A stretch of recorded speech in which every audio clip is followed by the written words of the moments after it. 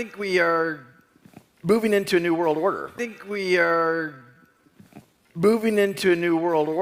I think the internet of value, Ripple talks a lot about what payments look like, not just, today, but in 10, 20 years. And when we think about that, we talk about this internet of value. How do we let value move the way information moves today? I think about the dynamic between Ripple and Swift, not dissimilar to the dynamic between, when Amazon in 1997, 1998, and you got Walmart. Welcome back, ladies and gents. As you can tell by the introductory video, this is going to be a specific Ripple XRP video. And what we're going to be doing in this video, and really what this video was inspired by, was CoinShares' report on weekly inflows into the cryptocurrency space and cryptocurrency related products. And there's been one clear winner despite general outflows for the cryptocurrency space, and that is XRP. I'm going to be showing you that towards the end of the video. Really what that does is that hints at institutional purchasing of XRP. Right now, there is no spot XRP ETF, and despite that, XRP from an inflow point of view has done over half as much as Ethereum year over year. You can only but imagine what it may do once there is actually a spot ETF approved, which I think we're on the cusp of, ladies and gentlemen. I'm really waiting for BlackRock to file for an XRP ETF, and I actually think you're going to see XRP engulf Ethereum this year. Whether it eventually decides to go on and engulf Bitcoin is still to be seen. But we are going to look at all that towards the second half of the video, bringing up that article from JP Morgan, once again, all that report where they spoke about what kind of inflows an XRP ETF may receive. We'll relate all that to price action, because it's all very much in sync with what we're expecting from a price point of view. But to kick the video off, we played you a clip of Brad Garlinghouse over at Blockchain Paris. I want to play you the full clip. Then we're going to dive into something that was covered last week. Essentially spoke about why they're all in on XRP, because they ultimately believe that the winners of this industry are going to be the ones that have real utility, and they believe XRP has exactly that, and so do I. And we're going to relate that second clip to the first clip that we're about to play for you right now. Let's dive into it. We are moving into a new world order. I think the internet of value, Ripple talks a lot about what payments look like, not just today, but in 10, 20 years. And when we think about that, we talk about this internet of value. How do we let value move the way information moves today? I think about the dynamic between Ripple and Swift, not dissimilar to the dynamic between when Amazon in 1997, 1998, and you got Walmart. Certainly it's a David and Goliath kind of classic story. I think that the challenge is you're dealing with, when Ripple thinks about the future of the internet of value, really democratizing payments, reducing costs dramatically, increasing speed dramatically, we're really thinking about it the same way we introduced new technologies like TCP/IP and HTTP that became the internet of information. When we talk about what the Swift network is today, it's kind of a closed network. It has a lot of members on it for sure, but AOL had a lot of members. And when we moved into the age of the internet and a decentralized democratic network, I think that what you're seeing introduced with blockchain technologies, and by the way, it's not just Ripple. When we think about interoperability, we think about interoperability between many blockchains. And I think that the future we see is certainly one of many networks, interoperable networks, and reducing the friction of those payments to close to zero. And I think you're going to see a lot of innovation spawn from that, part from Ripple and part from an entire ecosystem. So I'll also agree very much with what Godfrey said at the end. Competition has clearly been a good thing for Swift. I think that I do think what has happened at GPI is a big step forward. For 40 plus years, we had a construct around how cross-border correspondent banking worked. It worked, but it had a lot of limitations. We're seeing that move forward. But I think it's a step forward when you're switching from kind of, if I may, horse and buggy to, hey, can we make the horse and buggy go faster? Sure, but if we can actually just move to a Ferrari, let's do that. I love that clip. Many of you may not have seen it, but we wanted to play it once again because that's really what's going on here. The kind of financial world is moving from the horse and buggy kind of infrastructure that it runs upon at the moment to a Ferrari with some of these cryptocurrencies like XRP and Ripple doing some pretty insane things there. And that's really what's going on. And he speaks about protocols that enable the internet of information. XRP, XLM, there's loads out there. I know there's a beef between the XRP and XLM community. I don't think there needs to be. They're both very much going to do a similar thing in a different manner. I think if you were to draw differences between the two, XRP is really for institutions. XLM is more for everyday individuals. And and there's crossovers with both of them. We'll move on from that. I don't want to sort of stir any debates up on that.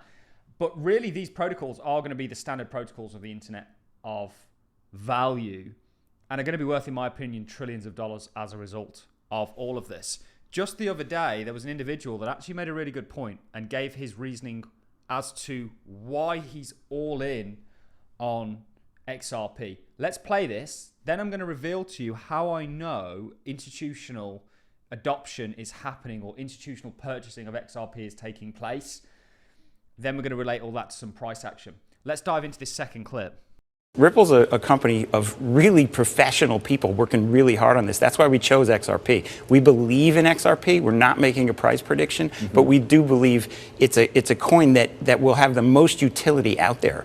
Bitcoin is a store of value. I agree with Mike McGlone, but I think that XRP has a true use case. There's just no doubt about it. And the Ripple team, from the interaction we've had with them, they're really professional. They act like investment bankers over there. They know what they're doing, and they will make this work. To agree wholeheartedly. I really do think, Ripple and XRP are kind of twinned, or very much joint at the hip, if you were. I think one thing that people need to do, we may do a video on it, but we don't want to get in too much trouble, is actually going to do the history of how we actually ended up with Ripple as a company and XRP and XLM.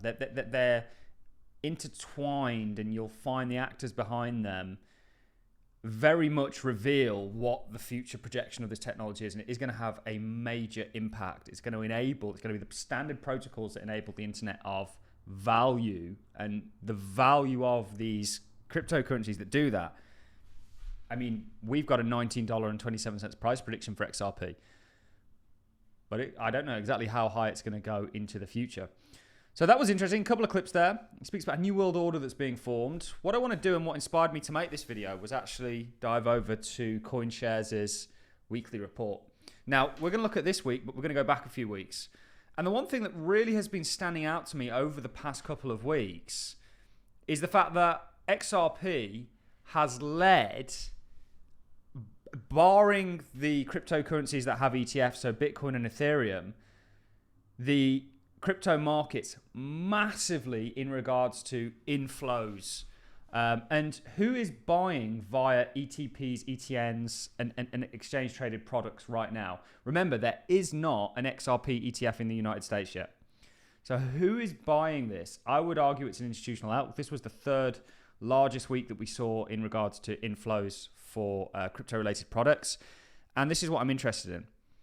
Look just how far XRP is ahead of any other altcoin. It saw $31.6 million in terms of inflows just last week, which doesn't seem like a lot, but given the fact that it doesn't even have an ETF yet, it's impressive, certainly given the fact that if you look at year-to-date flows, it's seen $246 million worth of year-to-date flows, which is over half, nearly 2/3 of what Ethereum has seen. And Ethereum has an ETF.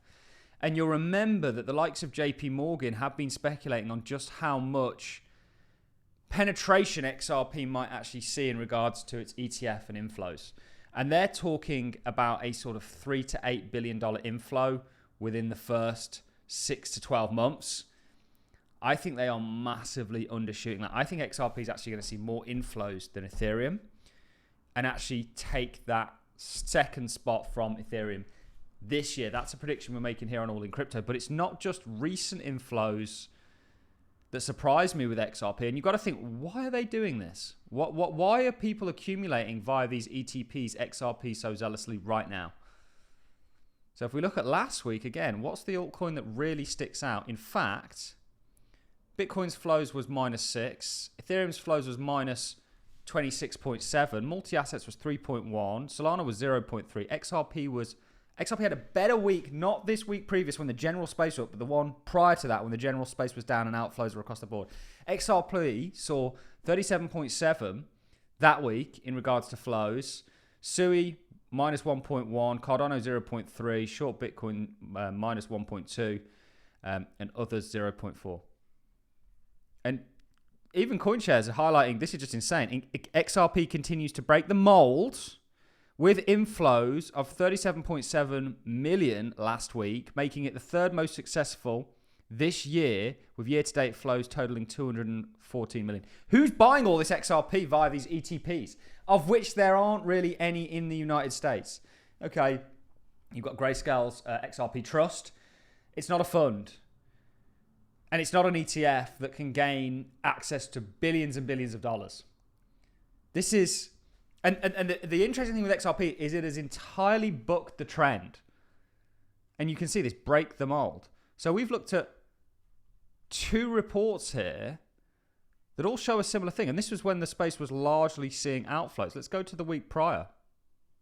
What's the one coin here, barring multi-assets, that saw inflows? And if we go down again, smaller altcoins saw minor inflows led by XRP. Very interesting. What's retail sentiment been over the past couple of weeks? Let's go back once again. Vast majority of the space seeing outflows. What's the one that's seeing inflows? XRP. Again, this is interesting because we've gone back 4 weeks when generally the sentiment on the cryptocurrency space has been negative and flows have been outwards. Yeah, XRP has continued to see inflows and been crushing it. And how many people do you know, or how many of you out there have actually bought XRP for an ETP or ETF? Probably 0. So who is buying that? It's institutions, and what's coming? ETF approvals in the United States and unlock of major capital, which JP Morgan have already spoken about. Now, we've spoke quite a bit fundamentally about what XRP is doing at the start.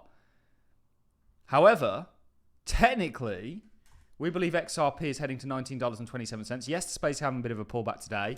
If you focus on day-to-day price action, you're going to have a very depressing life in the cryptocurrency space, or you're going to have a very bipolar life in the sense that when things are up, it's great on a day-to-day basis. Sometimes you go through downtrends, short-term downtrends. Crypto space generally has been witnessing that. Despite general downtrends for the crypto space as a whole and a pullback, even for XRP, and all it really did was run into all-time highs and pull back, which is exactly what it did leading into 2017's major move. We know that there's been accumulation by an institutional elk of investor. Why? Because of what it's going to do. The same thing that was said by the CEO just there, and the same thing that Brad Garlinghouse is highlighting as a major opportunity in regards to rejuvenating the traditional financial system. Cryptocurrency markets coming off a bit today, guys. I wouldn't worry at all about it whatsoever. And in regards to our XRP price prediction, not only is it going in the direction we want it to, validating what we're saying about it, actually where you're pulling back is textbook perfect. And we had highlighted a falling wedge that was present on XRP that ultimately was just going to lead to continuation. All you've done here is run into resistance. You'll push through this, you'll break this high, and then you're well on your way to our $19.27 price prediction. I actually think you could probably see that this year. Seems crazy, but that's only a 738% move. And I think with everything happening right now, $19.27, don't hold me to this, it could happen next year. It could happen this year, though. And I think with everything going on, I think with all the accumulation that we're seeing from an institutional elk of investor, they know something's coming. We know something's coming. Ladies and gentlemen, that is it from me. We just wanted to make a short and sweet update. Throw a few things in there. Keep that fire within you burning, which one thing I can say about the XRP communities, they don't really need because they're so zealous about it and truly understand the trajectory that it's on. That's it from me, guys. I'm going to love and leave you. Thanks for watching, everyone, and I'll see you all in the next one.